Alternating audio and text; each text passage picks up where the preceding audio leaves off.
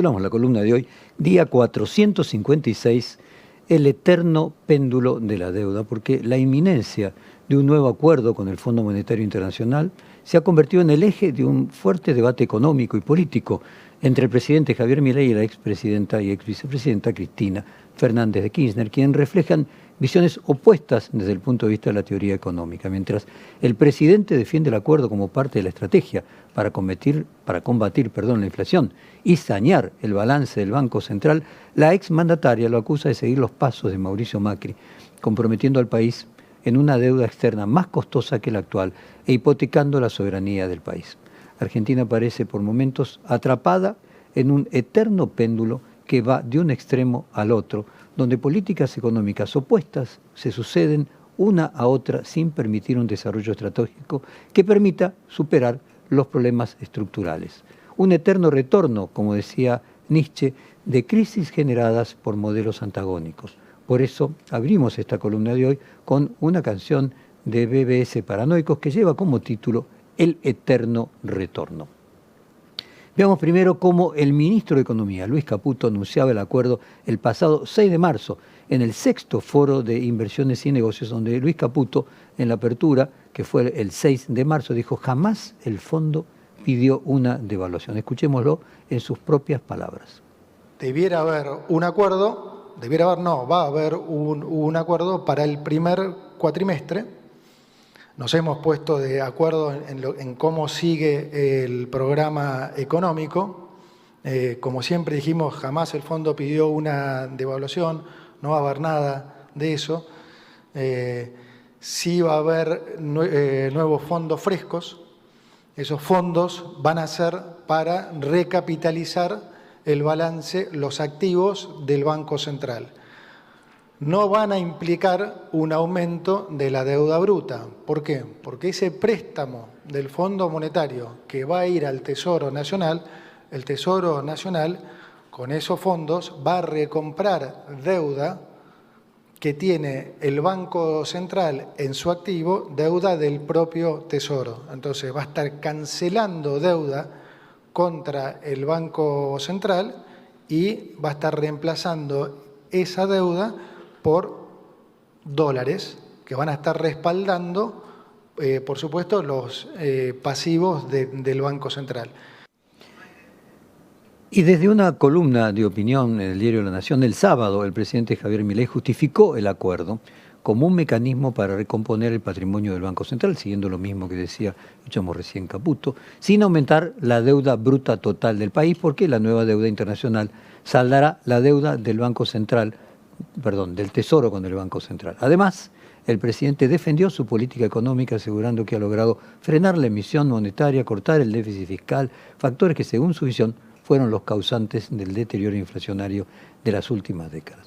Pero quienes critican el nuevo acuerdo advierten que la enorme diferencia que representa una deuda interna sin valor en el mercado, una deuda con el Tesoro, una deuda del Tesoro con el Banco Central y una deuda con un organismo internacional, en dólares y a una tasa mayor. Y cuestionan que la estabilidad económica lograda por el presidente puede ser sostenida a largo plazo dependiendo de determinadas circunstancias. O sea, hay que ver si puede ser sostenida. También sostiene que el gobierno enfrenta un panorama económico turbulento y que, lejos de tomar deuda para solidificar un plan estructural, busca en realidad controlar el tipo de cambio para ganar tiempo hasta las elecciones de medio término. El arranque de 2025 ha estado marcado por incertidumbre en los mercados argentinos. Por ejemplo, el Merval cayó 15% en dólares en los primeros 2 meses del año, mientras que el riesgo país subió a 610 puntos, de 610 puntos a 692 puntos básicos, alcanzando incluso picos de 780. Mucho de esto también tiene que ver la llegada de Donald Trump y todas las disrupciones al comercio internacional que está produciendo. Además, por 8º mes consecutivo ingresaron menos dólares de los que salieron debido a los pagos de intereses, balanza comercial y turismo en el exterior. El Banco Central viene vendiendo reservas para controlar la cotización de los dólares alternativos como el MEP y el contado con liquidación. Incluso economistas muy cercanos al gobierno, como el exministro de Economía Domingo Cavallo, han alertado del atraso cambiario. Pero sin dudas, La voz más resonante contra este nuevo acuerdo ha sido la de la expresidenta Cristina Kirchner, que citábamos al comienzo, que representa la visión económica opuesta del líder libertario. Vamos a pedir a nuestro locutor, Elian López Caucero, que por favor lea el tuit de la expresidenta. Che, Milei, al final terminaste haciendo lo mismo que Macri. Te falló el experimento de la escuela austríaca, estás con el agua al cuello, porque te faltan dólares y tirás la toalla pidiéndole un préstamo al FMI. Acabo de leer la nota que publicaste ayer en La Nación, donde querés explicar lo inexplicable, que vas a pedir miles de millones de dólares al FMI sin que ello genere deuda nueva, porque con esos dólares vas a pagar las letras intransferibles que el Tesoro le debe al Banco Central. ¿En serio nos estás diciendo que te van a dar miles de millones de dólares y que no va a aumentar la deuda externa argentina? Dale. Lo mismo que hizo Macri cuando dijo que se endeudaba en dólares para pagar el déficit en pesos y el Toto Caputo le terminó pidiendo 57.000 millones de dólares al FMI. O sea, que para vos, economista experto en crecimiento, con o sin dinero, es lo mismo una deuda de letras intransferibles entre el Tesoro y el Banco Central, o sea, una deuda intraestado, una deuda interna que no es exigible, no tiene valor de mercado, con tasa de interés más baja y además sujeta a la legislación nacional que una deuda argentina con el FMI, que tiene condicionalidades sobre la política económica nacional, cuya tasa de interés más recargos ronda al 7%, que no admita quitas y que somete al país a la legislación y jueces extranjeros. Además, ¿no era que quería cerrar el Banco Central porque era el ladrón más grande que existía en la Argentina y resulta que ahora pedís un préstamo al FMI para fortalecer su balance? Anda, deja de mentir a la gente, Milei, no te cree nadie. En realidad estás tan desesperado porque te faltan dólares que vas a terminar haciendo el pésimo negocio para los intereses del país de cambiar una deuda barata y controlable por otra deuda más cara, que además somete a la Argentina con la extorsión permanente. Papelitos de colores, como le llaman algunos, a las letras firmadas por el Tesoro, por deuda en dólares constantes y sonantes del FMI. Y esto de los papelitos de colores lo sabes muy bien, porque el año pasado vos, Toto Caputo y Gaucili, desde el Banco Central mandaron a pérdida letras intransferibles por miles de millones de dólares como si nada. La verdad de la milanesa es que hace rato te diste cuenta que ese verso que siempre recitas, la inflación es siempre y en todo lugar un fenómeno monetario generado por un exceso de oferta de dinero y que volviste a repetir en el encabezado de la nota de La Nación. Es falso. Por eso hace rato que la única receta que estás aplicando contra la inflación es tener pisado el precio del dólar oficial y rifar miles de millones de dólares para mantener a raya a los financieros y evitar que se te dispare la brecha cambiaria y junto a ella los precios. Se nota mucho, Milei. La pregunta del millón, ¿qué te van a exigir el FMI con el tipo de cambio? ¿Devaluación? ¿Antes o después de las elecciones? Y es llamativo que hace 2 años Milei hacía una crítica a Alberto Fernández muy similar a la que Cristina Kirchner le hace a él ahora, cuando el gobierno anterior llevó al Congreso la propuesta de renegociación de la deuda. Como un dato curioso, en aquella ocasión Milei estaba en contra del acuerdo, al igual que Máximo Kirchner. Vamos a escuchar lo que decía Milei hace 2 años, cuando era diputado, entrevistado en aquel momento por La Nación Más, y decía: el Fondo Monetario Internacional es una institución perversa. El Fondo Monetario Internacional es una institución infinitamente cuestionada en el mundo. Sí. Los libertarios, además, lo detestamos al Fondo Monetario Internacional porque en realidad es una creación de White, un espía ruso, y Keynes. Se imaginarán que a mí no me resulta muy simpático. Entonces, ¿cuál es el punto? Acá dice, no, bueno, pero se lo critica al fondo. Dice, pero acá se quejan porque dicen que el fondo es duro. En realidad, la crítica del mundo con el fondo es que es blando, que es muy laxo. En el caso mío ni siquiera debería existir, porque el fondo es una institución perversa. ¿Sabes por qué? Porque cuando un país está, después de hacer un montón de zafarranchos y que ya nadie lo financie y está a punto de explotar, ¿qué hace? Pone la guita. ¿Y qué hace? Le permite tirar el ajuste para adelante. ¿Qué es lo que está buscando este gobierno? Como este gobierno no tiene credibilidad, no tiene reputación, o sea, no tiene voluntad de pago, no es solvente, ¿qué hace? ¿El ajuste a quién se lo tira? Se lo tira el próximo gobierno. Es francamente vergonzoso, ¿no?, volver a escuchar esto en el contexto actual. Aquella idea de que el pasado se construye en el futuro, porque es el futuro el que le da sentido. Aquello que él decía en aquel momento podía parecer honesto en la medida que con el paso del tiempo se mantuviese. Al ver una posición tan opuesta, lo que deja de manera clara es lo que acabamos de ver, la inconsistencia. La declaración además es interesante porque Milei en ese momento se opuso, además de a la inexistencia del Fondo Monetario Internacional como una cuestión de principio para los libertarios, pero desde un extremo opuesto lo hizo junto con el kirchnerismo. Milei no critica la pérdida de soberanía, al contrario, critica al Fondo Monetario Internacional por ser una institución que interviene alterando las leyes del libre mercado, entre otras naciones, salvando a los gobiernos de sus crisis económicas. Pero este enfoque no parece ser muy liberal desde el punto de vista económico. El financiamiento es un mecanismo básico del capitalismo moderno, ya que permite la utilización del capital pasivo para el desarrollo de los proyectos que generan riqueza a largo o mediano plazo, es decir, trae el futuro al presente. Cuando entrevisté en mi programa de entrevistas de los domingos en Periodismo Puro al prestigioso economista y premio Nobel de Economía Joseph Stiglitz sobre la cuestión de la deuda, él defendió una visión opuesta al actual presidente. Vamos a escucharlo decir: el mundo necesita una institución como el Fondo Monetario Internacional. Si no existiera, la reinventaríamos. Y antes de escucharlo, vale mencionar que Stiglitz fue el más crítico del Fondo Monetario Internacional. Escuchémoslo en sus palabras. El mundo necesita una institución como el FMI. Si no tuviéramos el FMI, seamos realistas, lo reinventaríamos. La pregunta es si puede reformar la institución. Permítame compartir mi optimismo de que puede deberse en parte a que ese optimismo se basa en el hecho de que ha cambiado drásticamente en la última década. Obviamente hay mucho más espacio, muchos más cambios que me gustaría ver. Me preocupa si se conservarán los cambios que ya he visto.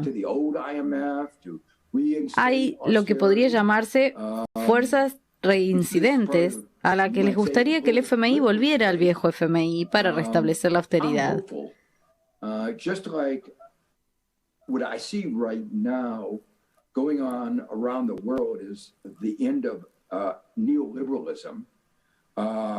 Esto es parte del debate político global. Tengo esperanzas.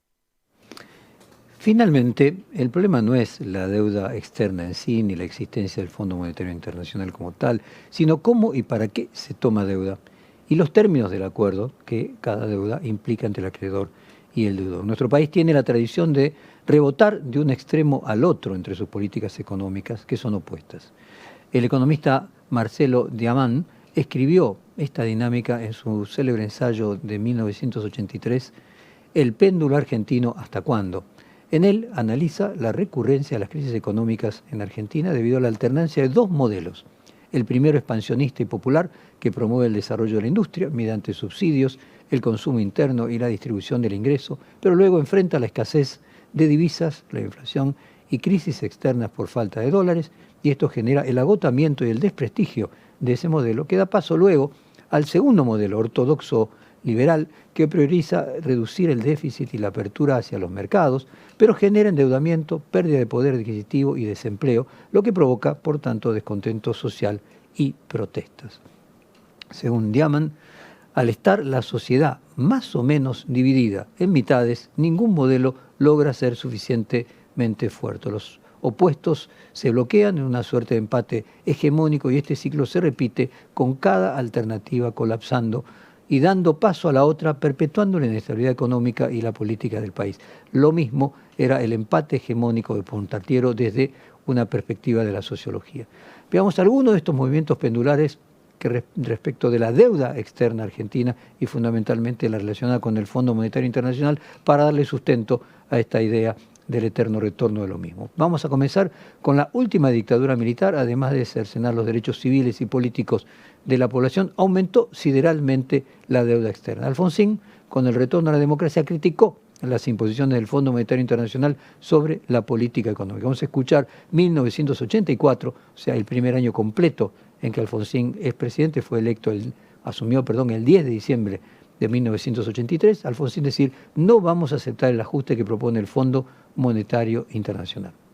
Nosotros no nos habíamos endeudado para capitalizarnos, como el caso de México, que quiso poner en marcha sus nuevos yacimientos de petróleo, o Venezuela, su siderurgia, o el Brasil, que montó un parque industrial en 10 años mayor que el que la Argentina montó desde el principio del siglo a la fecha. Nosotros nos habíamos endeudado para destruirnos, así como le digo, para destruirnos. Habíamos deshecho nuestra economía, importábamos productos que fabricábamos, cerramos las fábricas, hicimos cundir la desocupación y al mismo tiempo nos endeudamos. Hubo una caída estrepitosa del salario real. Entonces nosotros le hemos dicho al fondo que de ninguna manera vamos a aceptar esto que llaman ajuste de la economía, que significa que bajemos los salarios reales. Impecable, Alfonsín, como siempre. Mientras que en los 90 el menemismo aplicó una política liberal de apertura del mercado, un plan de convertibilidad que generó estabilidad cambiaria durante un primer periodo, pero que fue sostenido por un enorme endeudamiento y en menor medida por la privatización, los ingresos que vinieron por la privatización de las empresas públicas, las llamadas vender las joyas de la abuela. En el 91, Carlos Menem anunciaba el nuevo acuerdo con el Fondo Monetario Internacional, para ponerlos en contexto, 2 años después de que el presidente Alfonsín había dejado el gobierno. Allí Carlos Menem anuncia el Plan Brady, acordado con el Fondo Monetario Internacional. Teniendo en cuenta el comunicado del Fondo Monetario Internacional de hace apenas no más de una hora, en el sentido de que el préstamo de facilidades ampliadas entrará en vigencia antes del final del primer trimestre de 1992, hemos decidido ofrecer a los bancos comerciales el inicio de las negociaciones de un plan Brady para nuestra deuda externa en la última semana de enero de 1992. Vamos ahora al discurso del ministro de Economía de entonces, el Domingo Cavallo, que dice: estamos muy satisfechos por esta decisión del señor Camdesus, que era el presidente del Fondo Monetario.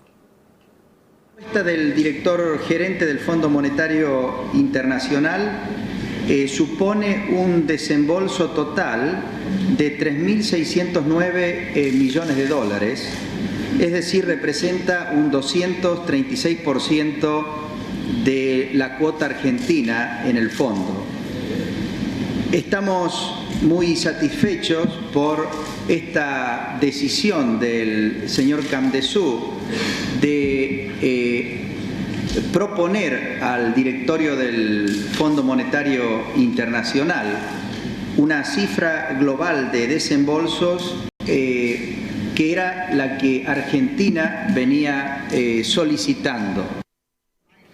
También allí lo que queda claro es la inflación en dólares, ¿no? Como de 3.000 a 30.000, qué lejos quedan esos 3.000 millones de dólares de hace casi más de 30 años. El plan de convertibilidad se mantuvo más o menos como fue aguantando. La economía argentina podía aguantar con su escasez de divisas y junto con las políticas de austeridad impuestas por los organismos externos, y los gobiernos de la Alianza, los que vinieron después, tuvieron que atravesar la crisis que condujo a la salida de la convertibilidad entre el año 2001 y 2002. Tras el estallido, el Estado llegó al extremo de suspender completamente el pago de la deuda externa. Eso fue anunciado en esa fatídica semana en que la Argentina tuvo varios presidentes. Lo anunció uno de ellos, Adolfo Rodríguez Sá, durante su fugaz paso por el sillón de Rivadavia. El Estado argentino suspenderá el pago de la deuda externa y había sido aplaudido como si fuera una heroicidad. La deuda externa argentina se ha venido pagando sin cumplirse con el requisito constitucional que dice que es atributo del Congreso arreglar el pago de la deuda externa interior y exterior de la nación.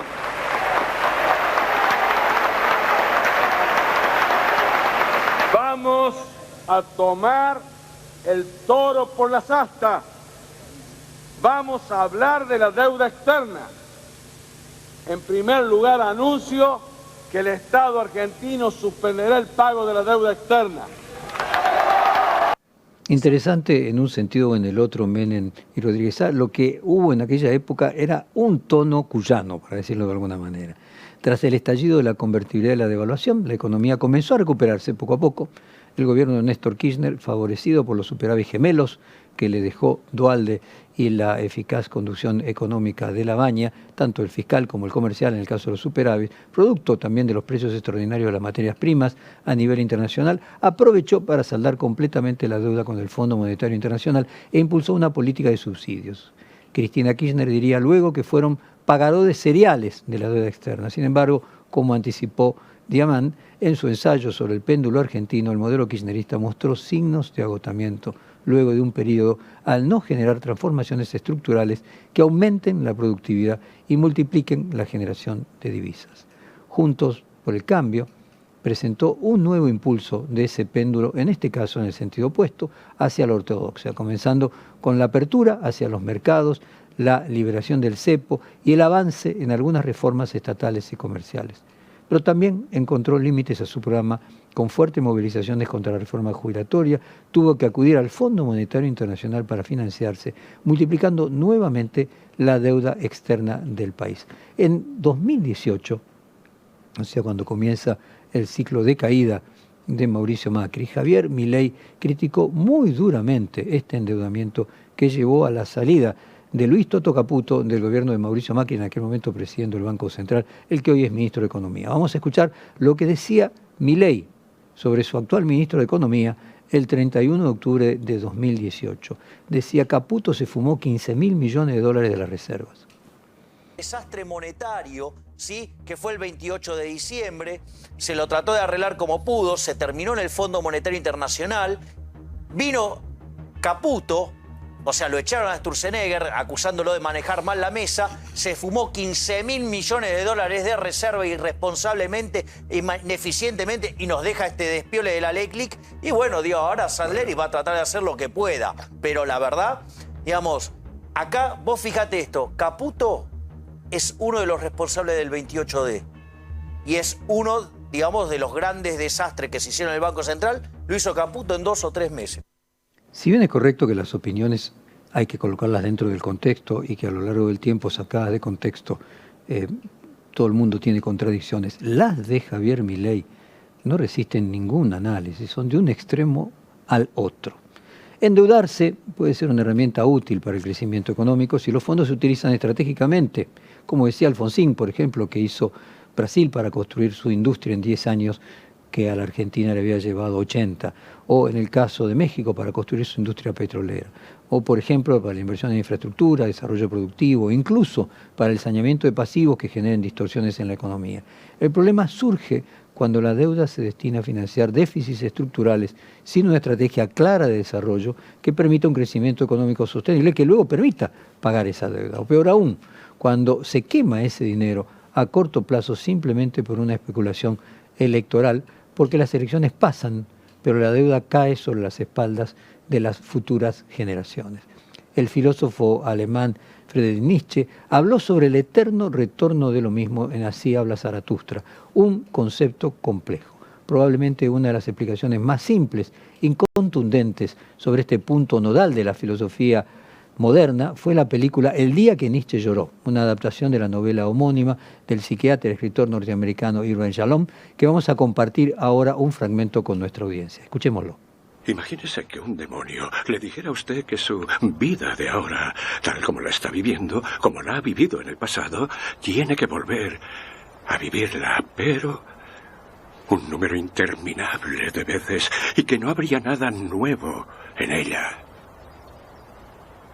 Todos los dolores, las alegrías, las cosas grandes y pequeñas que haya en su vida simplemente se repetirán en la misma sucesión, en la misma secuencia, una y otra vez, como el reloj de arena del tiempo. Imagine la infinidad.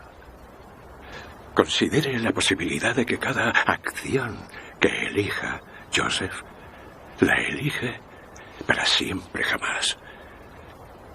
De modo que toda la vida no vivida quedaría presa en su interior, sin ser vivida para la eternidad. O sea, somos un hámster en una rueda, o lo que dijo Nietzsche, le hizo decir a Zaratustra: lo que ha sido será, nada nuevo bajo el sol.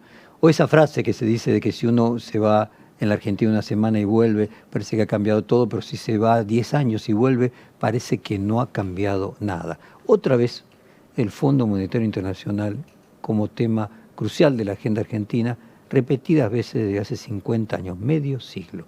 Argentina atrapada en una suerte de eterno retorno de lo mismo, que todo cambia para que nada cambie, el famoso gatopardismo. Los modelos antagónicos se suceden unos a otros, pero el problema estructural sigue intacto, se sobreactúan las acusaciones de unos a otros, se construyen caricaturas del adversario político en la que se lleva al paroxismo sus posiciones, pero esto solo alcanza para ganar una elección, no para transformar la matriz productiva del país, que hace que tengamos menos dólares de los que se necesita para que el país funcione. Según Milei, el problema del país es la inflación, según Cristina Kirchner es el endeudamiento y la economía bimonetaria, y en realidad ambas son consecuencias y no causas. La causa es que el entramado productivo del país es insuficiente para sostener la sociedad argentina. En cuanto a sus puestos de trabajo, a la generación de divisas para financiar su salud, su educación y la infraestructura necesaria. El verdadero desafío sigue siendo romper para siempre esta dinámica pendular que, como señaló Marcelo Diamant, hace más de 40 años impide la consolidación de un modelo económico sostenible, sin reformas estructurales que promuevan el desarrollo productivo y la generación de divisas. Argentina continuará dependiendo del crédito externo para tapar déficit, la aparición de la soja, la aparición del litio, todos elementos que pueden tener un momento de precios altos y luego caídas, repitiendo ciclos de endeudamiento y ajuste que terminan afectando a la sociedad en su conjunto.